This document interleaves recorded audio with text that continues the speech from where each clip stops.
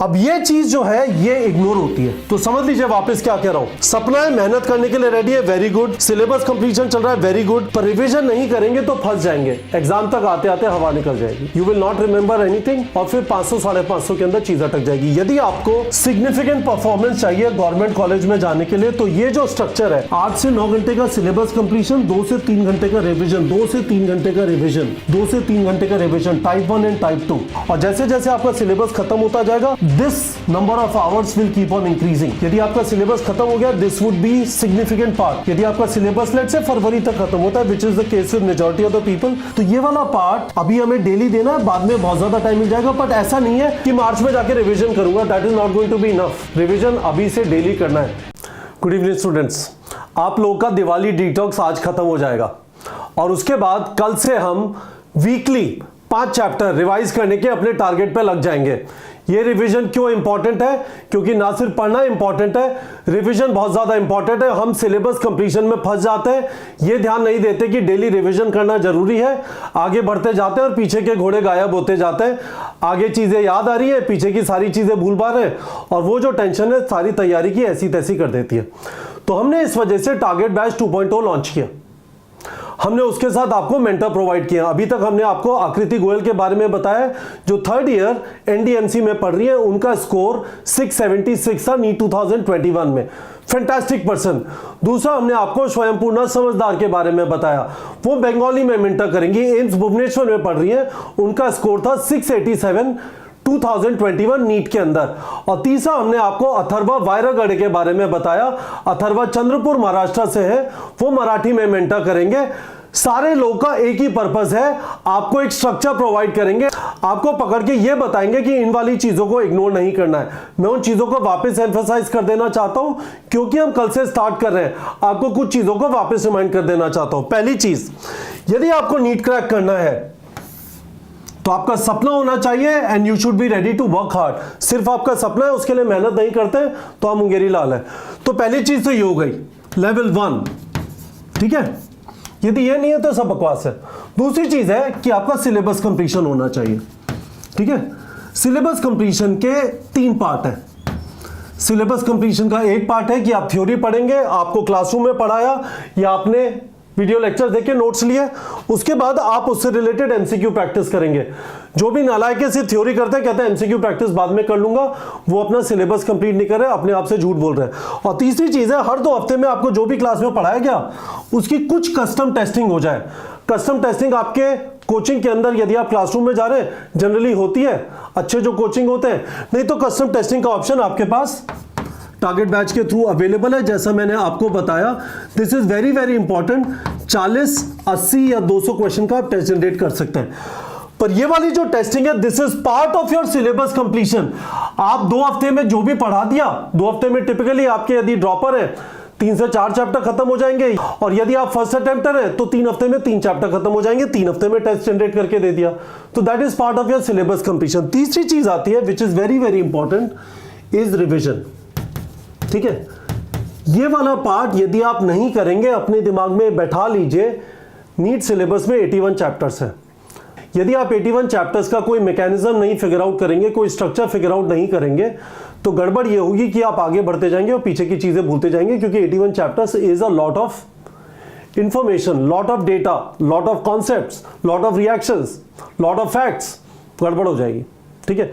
तो रिवीजन का मैकेनिज्म क्या है, इस बात को समझिए। सबसे पहले, this is the centre piece of revision. आपको रेगुलरली मॉक टेस्ट लिखना है, ठीक है। इसमें और इसमें डिफरेंस है, आपको समझ आ रहा होगा। जो पढ़ते जा रहे हैं उसका ये हो रहा है, इसका सिलेबस थोड़ा ज्यादा होगा, ठीक है। मॉक टेस्ट लिखना है, मॉक टेस्ट से पहले रिवाइज करना है। इसको मैं टाइप 1 बोल रहा हूं, मॉक टेस्ट के लिए रिवाइज करना है। और टाइप 2 रिवीजन क्या है, जो भी वीक एरिया आइडेंटिफाई हुए उस पर वापस जाके टाइम लगाना है। इसमें और इसमें डिफरेंस क्या होगा, इसमें डिफरेंस ये होगा कि आप जल्दी जल्दी जल्दी इस तरह से पढ़ रहे हैं जिससे आप चीजें भूले ना, ठीक है। पर ये आपको बताएगा कहां पे गड़बड़ है। यहां पे हो सकता है आप वापस थोड़ी बहुत थ्योरी पढ़ लें, आप स्पेसिफिक टॉपिक से जाके क्वेश्चन प्रैक्टिस कर लें। यहां पे सब कुछ कवर करना है, इससे आप भूले ना, आपने अपनी फॉर्मूला शीट देखी, आपने अपनी फैक्ट शीट देखी, आपने अपने फ्लैश कार्ड देख लिया, आपने जो कुछ भी बुक मार्क किया था उसे देख लिया, आपने कुछ सॉल्यूशन पढ़ लिया, यहां पे आपको पता चला कहां पे डीप डाइव करना है। तो ये डीप डाइव है और ये सरफेस पे है। पर्पस है कि भूलो ना, पर्पस है कि जो चीज नहीं आती उसको अच्छी तरह करूं। अब ये चीज जो है ये इग्नोर होती है, ठीक है। तो समझ लीजिए वापस क्या कह रहा हूं। सपना है, मेहनत करने के लिए रेडी है, वेरी गुड। सिलेबस कंप्लीशन चल रहा है, very good.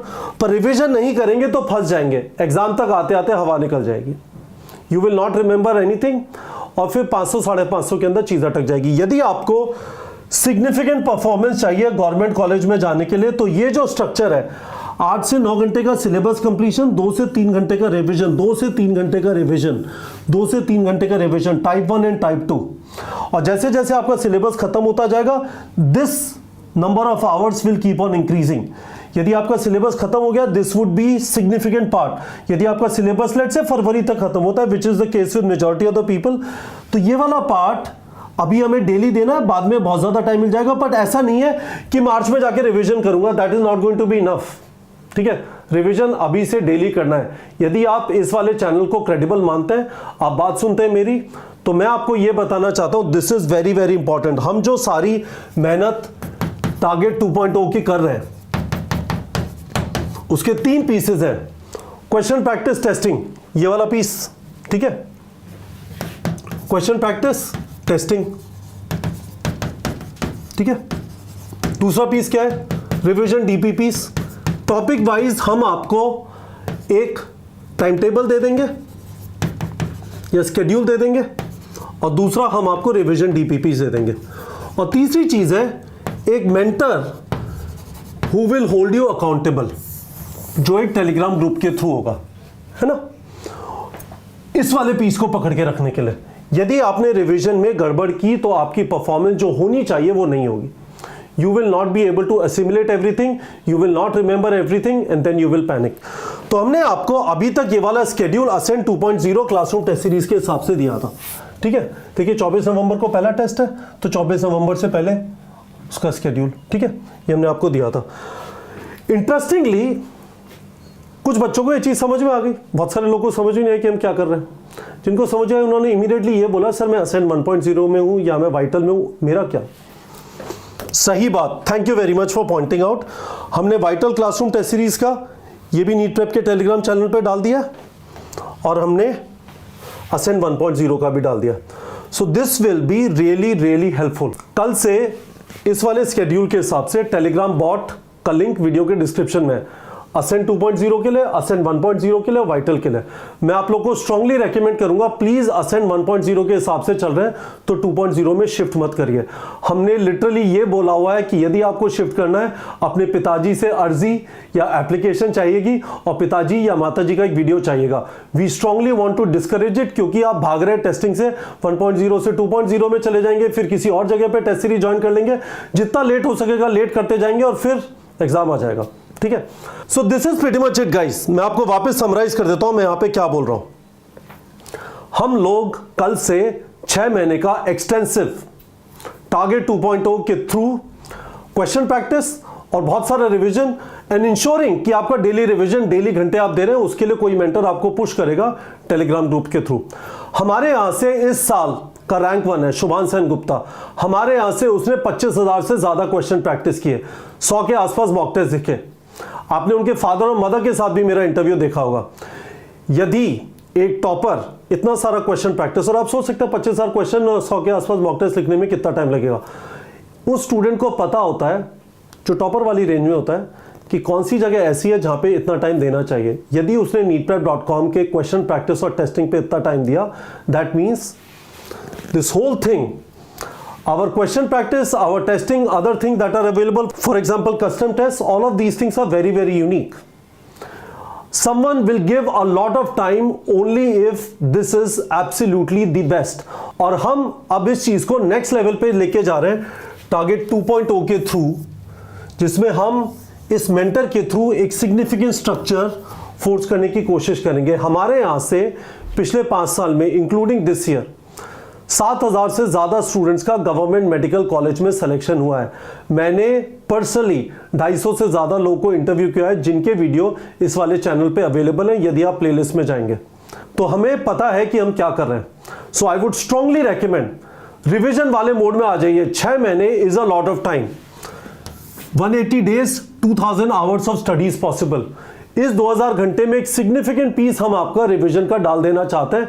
If you do that, यदि आप इस वाली चीज को ऑर्गेनाइज करके हमारे साथ उस स्ट्रक्चर को फॉलो करेंगे, it is not easy at your age, पर उस स्ट्रक्चर को एनफोर्स कराने के लिए हमने आप लोग को जो मेंटरशिप प्रोवाइड की है, all of this should enable a very very organise preparation for final 6 months.